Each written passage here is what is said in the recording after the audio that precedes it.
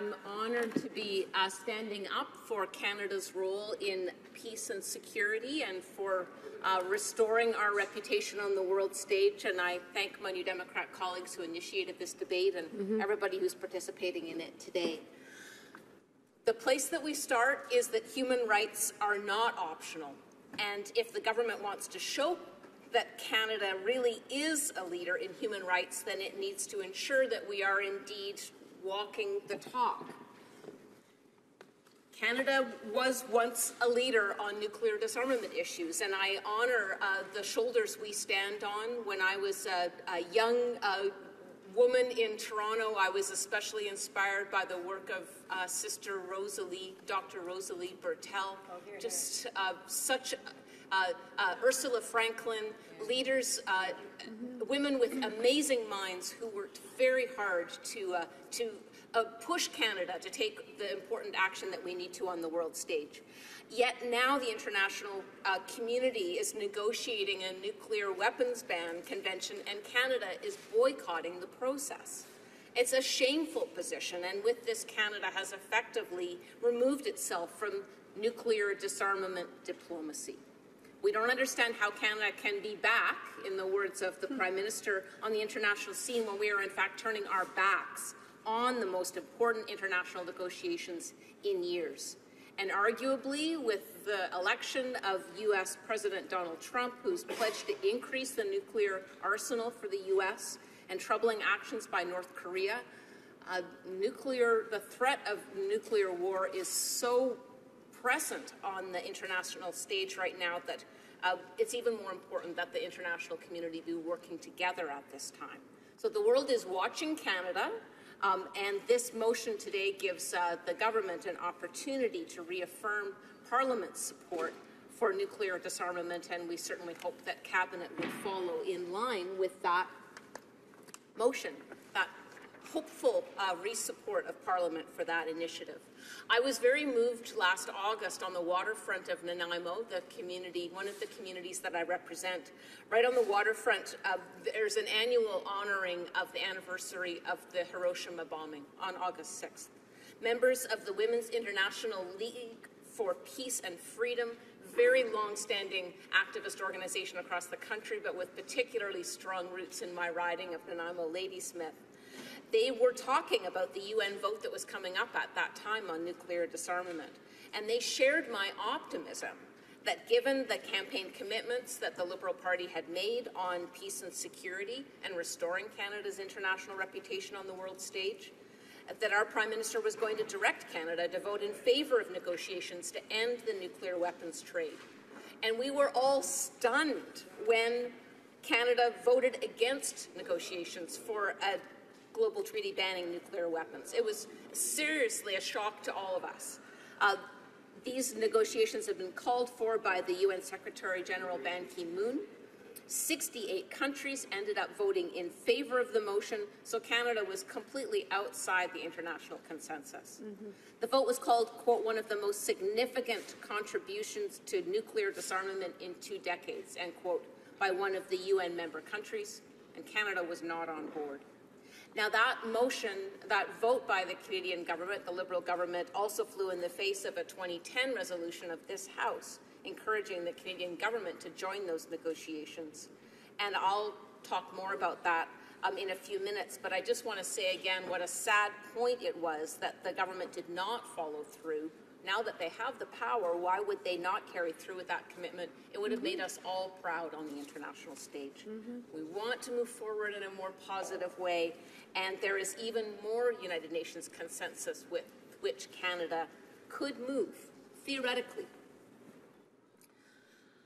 Canada's responsibility in this area is particularly strong. I was reminded at a session that 2 of my New Democrat colleagues hosted yesterday on the Hill, Canada's special responsibility for nuclear weapons. The uranium, the bombs that fell on Hiroshima and Nagasaki came from uranium mined in Great Bear Lake in the Northwest Territories of Canada. It was refined in Port Hope, and Canada as well around the world has sold CANDU reactors, which have unique design capability that makes them particularly susceptible for nuclear weapons uses. Of course not designed for that, but this is a design flaw, an unintended consequence. This is how Pakistan and India got the bomb, was using Canadian power-producing technology. Our responsibility is deep. And we are reminded by the CCNR, Canadian Council for Nuclear Responsibility. This is a book written in the 80s, but their summary is, quote, through its dealings with other countries, Canada has played a major role in fostering the proliferation of nuclear weapons around the world.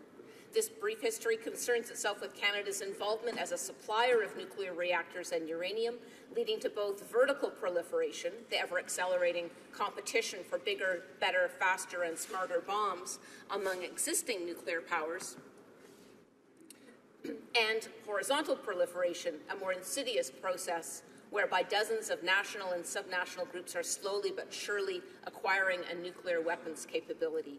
CCNR has been raising the alarm on this for decades, and the danger is even more strong for us right now.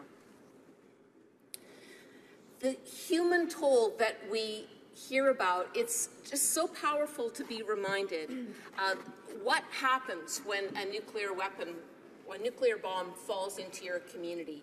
Yesterday, the testimony of Setsuko Thurlow, a Canadian citizen, but a Japanese schoolgirl, age 13, when the bomb fell at Hiroshima.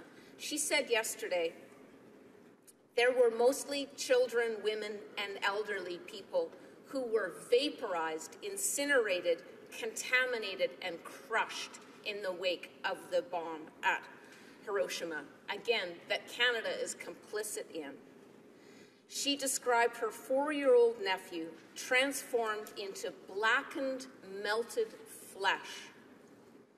She said the family was relieved when he died. An appalling image that she has carried with her whole life.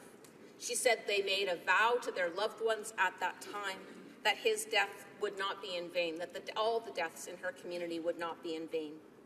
Now, as a Canadian citizen, she says she is deeply disturbed by the absence of the Canadian government at the negotiations. And she said, quote, I felt betrayed by Japan, of course, but also by her adopted country of Canada. We have a responsibility to honor Canada's complicity in this, and also the opportunity we have to enter the negotiations and make ourselves proud again on the international stage. So, as New Democrats, we've been asking the new Canadian government to participate fully in the nuclear weapons ban multiple times since September, and they have consistently hid behind an excuse that they're working on the fissile material cutoff treaty, which is important and related, but it is not a nuclear weapons ban, and that is what we're holding out for, and this is what we have the opportunity for on the world stage right now. We have had a unanimous vote of the House in 2010 committing Parliament to take this action. We had a very powerful vote of the Liberal Party at their last convention just a short time ago, and they campaigned on this issue also. We've got multiple promises that the Liberal government has made and that are not being upheld. And to have, at the time that Canada is proclaiming its commitment to peace and security, its commitment to the United Nations, we see on this side of the House that Canada is not honoring its commitments to the United Nations. It's not too late though, and so I so urge the Liberal side to vote in favor of this motion, to move forward in good faith, to have the country move forward, and for us to do the right thing collectively. Please let us make Canada proud on the world stage again.